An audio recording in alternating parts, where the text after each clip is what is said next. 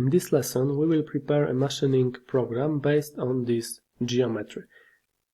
First we will machine two circles, and to select two geometries, hold down the Shift key and then left click on the geometry you want to select.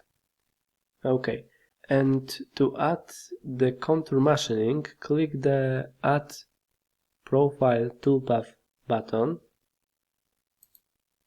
Okay, in the Toolpath section you can enter a name for this operation and enter here, for example, holes. Okay, you can select a tool, but we only have one tool in the library, so it is selected by default, and below you can change the fit value. Important parameters are in the cutting depth section. The save Z level is the height at which the tool will move between machined geometries.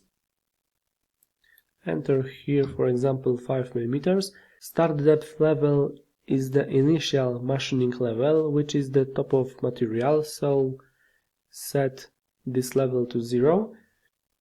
It's Z0, this is the Z5, and the cut depth level is the final machining level, which is the bottom of the material, and enter here, for example, 3 mm.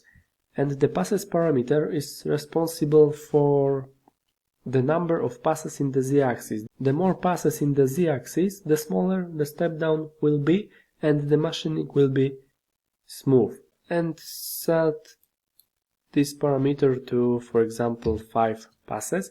And in the side direction section, select side as inside.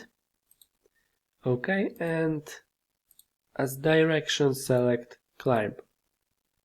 Okay, we will discuss leads section later, and now click OK to calculate the toolpaths.